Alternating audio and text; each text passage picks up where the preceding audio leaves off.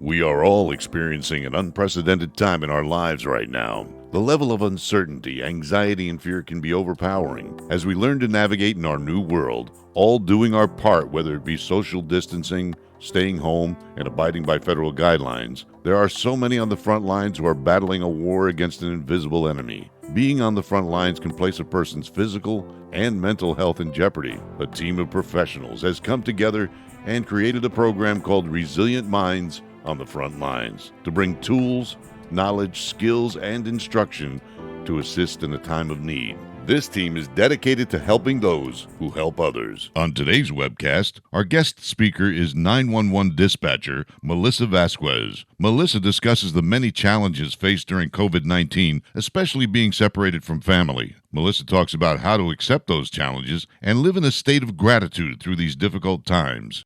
Your hosts for today's webcasts are Master Resiliency Instructor Michael Pellegrino and Dr. Kate Tumulty Felice, Professor of Education and Psychology and Coordinator of Education Programs.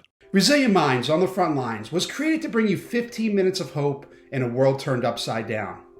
The topics in our webcasts are all meant to help those on the front lines help themselves and others.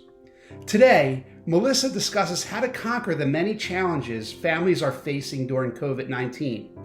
And how to live in a state of gratitude through it all. She talks about how difficult the lack of human contact has been, especially with having to social distance from her parents, and how important it is to stay resilient in the most difficult times.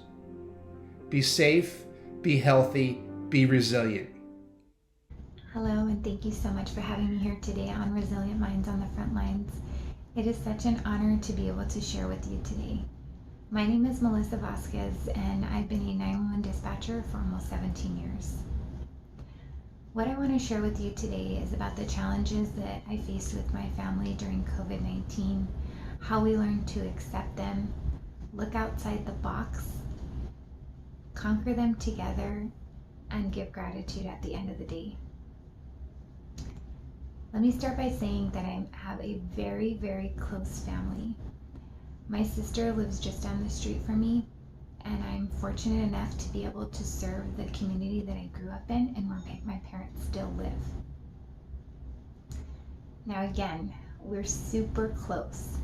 When COVID-19 hit, social distancing took a huge impact on our family. We immediately began the distancing with our parents because they're in their late 60s and my mom's a kidney transplant patient. We decided to divide up the responsibility of picking up their day-to-day items between my sisters and my niece. That was a challenge all on its own. As you know, and the rest of the world knows, there was a toilet paper shortage. Now, we ended up searching for toilet paper not only for our own households, but for each other's and for my parents. Another thing that came up for me was I realized that while I was picking up their day-to-day items and dropping them off, I wasn't spending enough time asking them how they were doing. I would run into the house, drop off their items, and run back out. If we exchanged any words, it was very quickly, and it was usually based around what was I missing and what did they need for the next time. When I realized that I was doing this, I had to change things very quickly. So I did. I decided that from that point forward, I would drive to their home, drop off their things, and call them to come outside so we can have a chat from their front yard to my car. Now, this didn't turn out to be anything like the chat I thought in my mind. Most of the time we'd end up yelling at each other because we couldn't hear and trying to figure out what we were saying. But the effort was there, and we tried. Another thing that came up for us was my parents' wedding anniversary. We're big on celebrating their years of marriage, but this year we knew that we were going to have to do it differently. We had to think outside the box. How are we going to do it? So we searched for ideas, and the thing that we came up with was Zoom. My parents had never used Zoom before, so it was an interesting thing to see them get excited over being able to see all the little boxes with all our different faces in them. It turned out pretty good, so we went with that for Easter also. Except this time, the challenge that we faced was making sure that the kids had a good time. And so how we did that was we came up with some virtual games. It turned out to be better than I had expected.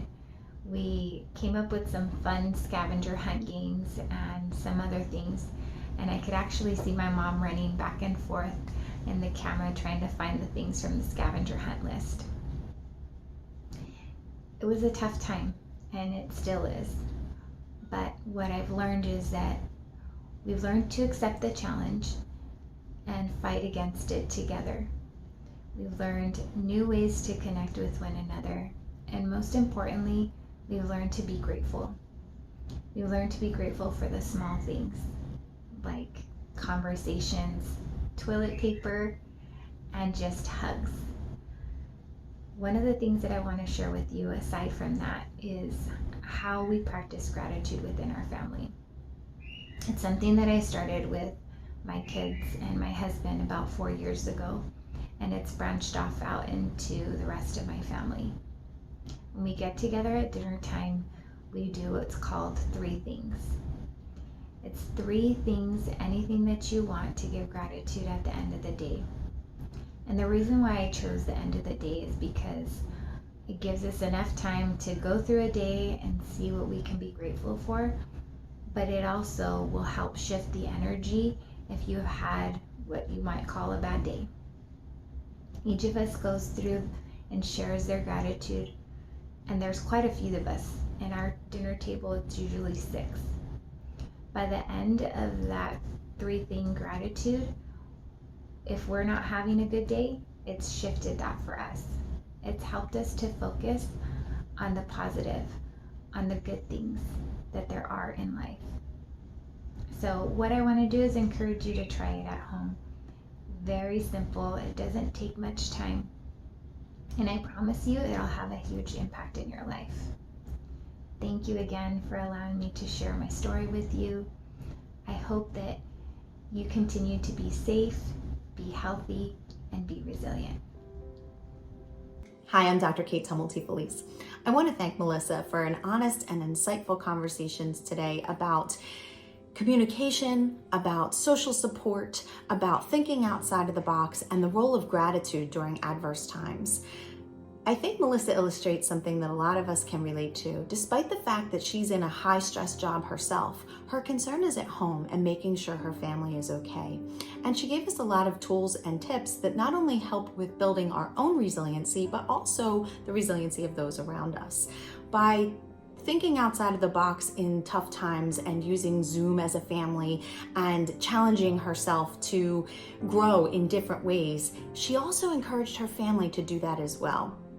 And that's really a key way to approach an adverse circumstance, to look at it through a different lens and to try to be innovative. But she also had to check herself in doing that. In solving the problem, she found a new problem. She wasn't asking her parents how they were doing. And this is a trap a lot of us fall into. And she gave us a great takeaway that's really so simple and to the heart of building social support. Stop and actively listen. Ask how they're doing, and actively listening to the response is so key for them, but also for you to pause, to take that moment to be mindful, to listen, and to stop the rushing around. That translates to so many different facets of our life and of our family and of our job. Another takeaway that's so critical to building our resilience that Melissa spoke of today is the importance of gratitude and taking that moment as a family, as a group, as an organization with or by yourself to really just pause, again, be mindful and try to find 3 things that you can be grateful for. As she explained, in her family, it changed the whole tone and again, built upon social support and also shifted our focus and allowed us to see things through a more broad perspective and check ourselves when sometimes our perspective gets skewed by all of the things going on around us. I think that's such a critical takeaway, that we can use gratitude as a tool to reset us and to also change our perspective in a new and positive way. All of that is key to building our resiliency, to helping us help others. Thanks, Melissa, and thank you for spending this time together. Be safe, be healthy, be resilient. During the COVID-19 pandemic crisis, your mental health is vital. Please see the resources listed here as well as on our website at onthefrontlines.us. You are not alone.